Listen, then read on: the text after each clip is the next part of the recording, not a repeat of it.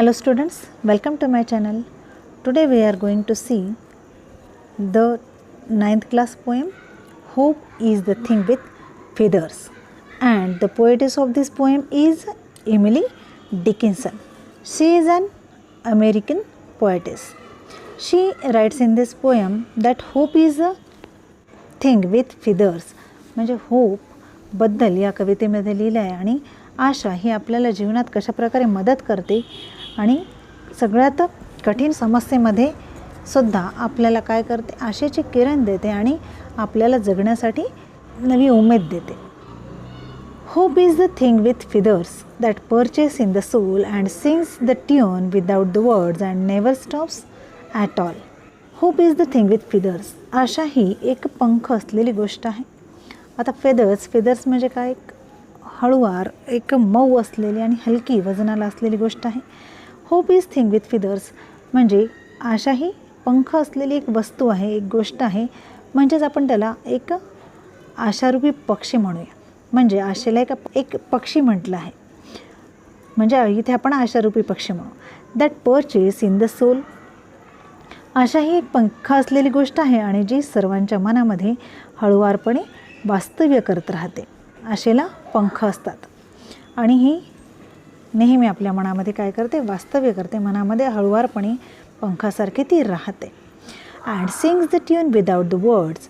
आणि हा आशारूपी पक्षी नेहमी काय करत असतो, sings the tune without the words, शब्दांशिवाय नेहमी गुणगुणत असतो. And never stops at all. आणि कधीही तो त्याचे गाणे म्हणणं किंवा गुणगुणणं कधीही संपत नाही. तशीच आशासुद्धा ही कधीही संपत नाही. And sweetest is in the gale is heard and sore must be the storm that could abash the little bird that kept so many warm. And sweetest in the gale. Here gale means very strong wind.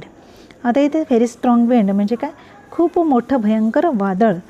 पण याला आपण भावार्थामध्ये toughest time in life म्हणजे आपल्या जीवनातील खूप अवघड, खूप कठीण काळ असं म्हणूया. तर एमिली डिकिन्सन सांगतात की ज्या वेळेला आपल्या जीवनामध्ये खूप टफेस्ट टाईम येतो, खडतर वेळ येते, खूप कठीण समस्या येते, कठीण संकट येतं, त्यावेळेला जीवनातील हा आशारूपी पक्षी काय करतो, स्वीटेस्ट सॉन्ग म्हणत असतो. आणि ह्या असं सर्वात गोड गाणं म्हटलेलं आपल्याला ऐकायला येतं. म्हणजे अनेक अवघड प्रसंगामध्ये सुद्धा हा आशारूपी पक्षी गोड गाणं घातले असलेलं आपल्याला ऐकायला येतं. And so must be the storm. आणि वादळी हवामान जरी भयंकर असलं, sore must be the strong. हे सोअर म्हणजे कॉझिंग ग्रेट पेन. जरी सर्वात मोठे वादळाचं सोअर मस्ट बी स्ट्रॉंग म्हणजे हे वादळ कसं असलं, जरी दुःखदायक असलं, वेदना देणारं असलं, तरीही आपण त्यावेळेला गोड गाणं आशारूपी पक्षाचं ऐकलेलं असतं किंवा ऐकायला येतं. दॅट कुड अबॅश द लिटल बर्ड. हे सगळ्यात भयंकर वादळ ह्या पक्षाला काय करू शकतं, अस्वस्थ करू शकतं. Abash means make uneasy, make it keep quiet. म्हणजे असं खूप मोठं भयंकर वादळ असेल तर ते काय करू शकतं, ह्या पक्षाला अनइझी म्हणजेच अस्वस्थ करू शकतं. That kept so many warm. पण हे आशा काय करते, hope has given comfort to many people. पण अशा संकट समयीसुद्धा ही आशारूपी पक्षी म्हणजे ही आशा लोकांना काय करते, आरामदायक बनवते. म्हणजे काय, त्यांच्या एक दिलासा देते, त्यांच्या मनाला एक आल्हादता देते. Third stanza. I have heard it in the chillest land and on the strongest sea, yet never in extremity it asked a crumb of me. I have heard it in the chillest land. Emily Dickinson said I have heard it. त्या म्हणतात की मी ऐकलेलं आहे. काय ऐकलेलं आहे, हे गाणं, हे गोड गाणं आशेचं ऐकलेलं आहे. ती काय करते, इन द चिलेस्ट लँड म्हणजे सर्वात भयंकर. चिलेस्ट लँड म्हणजे डिफिकल्टीज अँड प्रॉब्लेम्स. इथे चिलेस्ट लँड म्हणजे डिफिकल्टीज अँड प्रॉब्लेम, पण तसा विचार केला तर आपण चिलेस्ट लँड म्हणजे सर्वात थंड ठिकाण. मग ह्या अशा मोठ्या संकट, चिलेस्ट लँड म्हणजे सर्वात मोठं difficulties, and on the strongest sea म्हणजे सर्वात भयंकर समुद्र.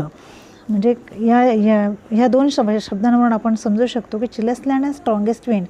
चिलेस्ट म्हणजे सर्वात थंडगार असे ठिकाण आणि स्ट्रॉंगेस्ट म्हणजे भयंकर समुद्र, अथांग समुद्र. पण इथे घेताना आपण प्रॉब्लेम आणि डिफिकल्टीज घेणार आहोत. तर एमिली डिकिन्सन म्हणतात की सर्वात मोठं वादळ म्हणजे कितीही मोठी समस्या आली तरी मी हे गाणं ऐकलेलं आहे, आशारूपी पक्षाचं गोड गीत ऐकलेलं आहे.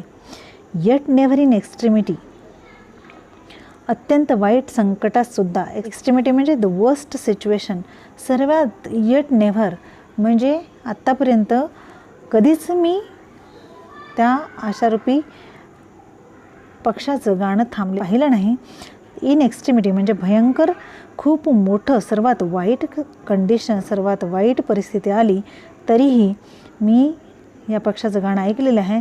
अँड येट नेव्हर इन एक्स्ट्रीमिटी म्हणजे सर्वात मोठ्या संकटामध्ये, सर्वात वाईट कंडिशन आली तरीही it asked a crumb of me. It never asked a crumb of मी.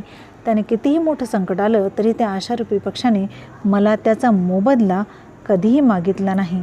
किंवा आशारूपी पक्षाने जो मोठ्या मोठ्या संकटामध्ये त्याला दिलासा दिलेला आहे, व्यक्तीला दिलासा दिलेला आहे, आपल्या मनाला दिलासा दिलेला आहे, पण त्याने कधीही मला त्याबद्दल छोटासा क्रम म्हणजे a little bit, a small bit म्हणजे थोडेसुद्धा त्या गोष्टीचा मोबदला मला मागितलेला नाही. या कवितेमधून आपल्या लक्षात येतं की आशा हा काय करतो. आशा ही एक असा पक्षी आहे की जो आपल्या मनाला नेहमी उभारी देतो. कितीही मोठ्या कठीण काळामध्ये, कठीण समयामध्ये आपल्या मनाला आल्हादता देतो, आपल्या मनाला एक दिलासा देऊन जातो. आणि किती भयंकर दुःख असेल, भयंकर समस्या असेल, त्यामध्ये आपल्या मनामध्ये तो आशेचा किरण उगवतो आणि त्या बदल्यात तो थोडीशीही अपेक्षा करत नाही किंवा कोणत्याही मोबदल्याची अपेक्षा करत नाही. Now we are going to see the workshop of the poem. First question is match the following and first word is hope, and the answer of this hope is a bird, means F. Second, gale or storm, and the answer is toughest times in life, means B.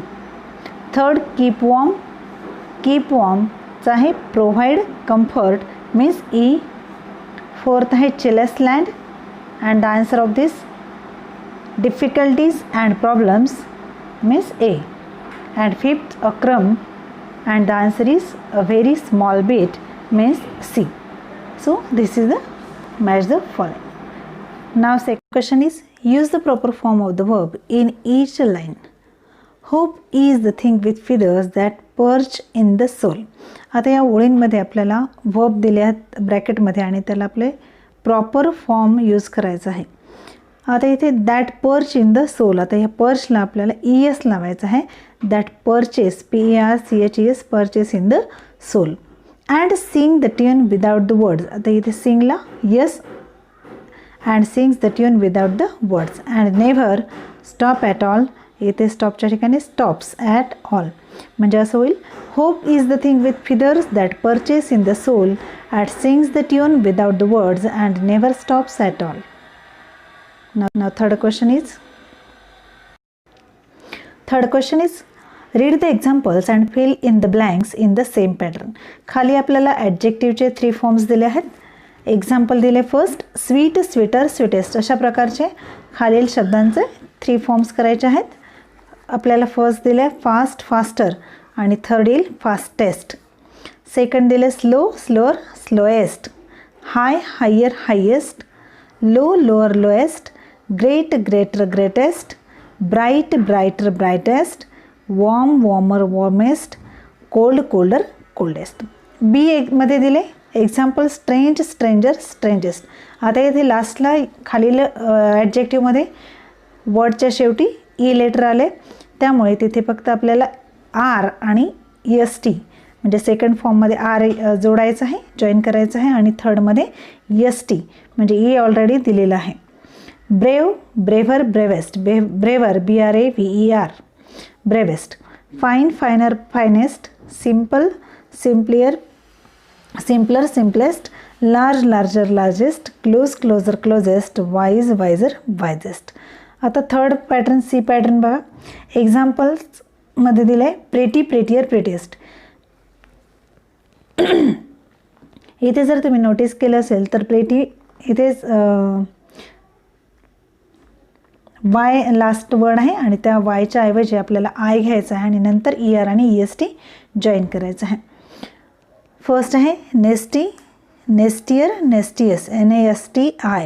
वायच्या ठिकाणी IER, NASTI EST. तसेच सगळे word घ्यायचे आहेत.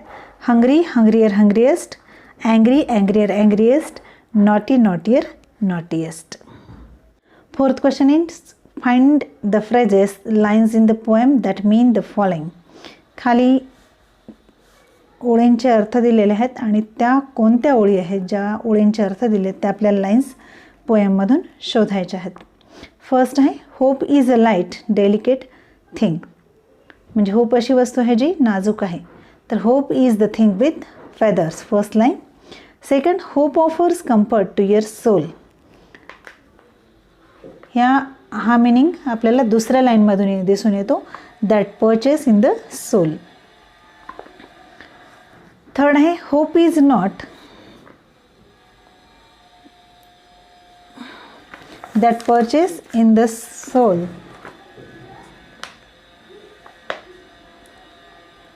Hope is not a wordy thought, it is a more like a feeling and emotion. आणि line आहे and sings the tune without the words. Fourth आहे in the most difficult times hope offers the greatest comfort. ह्याच्यामध्ये आहे second स्टांजामधले line and sweetest in the gale is heard and sore must be the storm.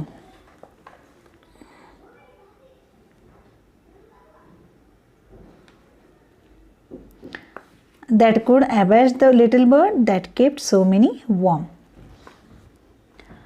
Fifth आहे hope is not easily defeated.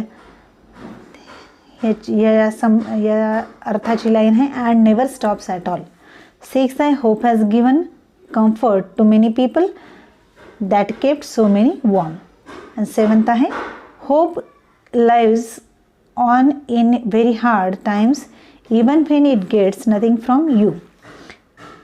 याचा अर्थ दर्शवणारी line आहे yet never in extremity it asked a crumb of me. Fifth question we can relate many of our feelings and experiences to events or things in nature. आपण आपल्या भावना आणि आपले अनुभव निसर्गातील अनेक वस्तूंशी अनेक घटनांशी रिलेट करतो म्हणजे संबंध दर्शवू शकतो. विच ऑफ अवर फिलिंग्स और experiences can we relate to the following. त्यापैकी कोणत्या भावना आणि आपले अनुभव खालीलपैकी शब्दांशी रिलेट करू शकतो. डार्कनेस काय दर्शवितो. बॅड साईन, इव्हिल साईन दर्शवितो. अ स्टॉर्म म्हणजे डिफिकल्टीज पोएममध्ये पाहिले आपण. सनराईजमध्ये बिगिनिंग घेऊ शकतो आपण, प्रोग्रेस घेऊ शकतो, ग्रोथ घेऊ शकतो.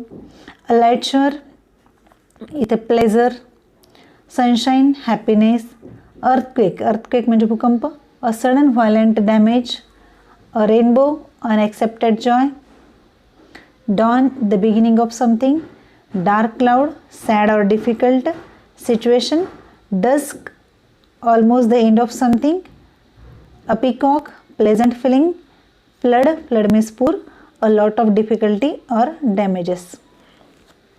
सिक्स्थ क्वेश्चन है write in a few lines about an experience of your own where you scored in your exams much more than you hoped for. What did that experience teach you. तुम्हाला तुमच्या परीक्षेमध्ये तुमच्या एक्सपेक्टेशनपेक्षा अधिक mark मिळाले आहेत, अपेक्षेपेक्षा जास्त गुण मिळाले आहेत. तर या अनुभवाविषयी तुम्हाला काही वाक्य लिहायचे आहे आणि what did that experience teach you आणि त्या अनुभवाने तुम्हाला काय शिकवले याबद्दल तुम्हाला सविस्तर माहिती काही वाक्यांमध्ये लिहायची आहे.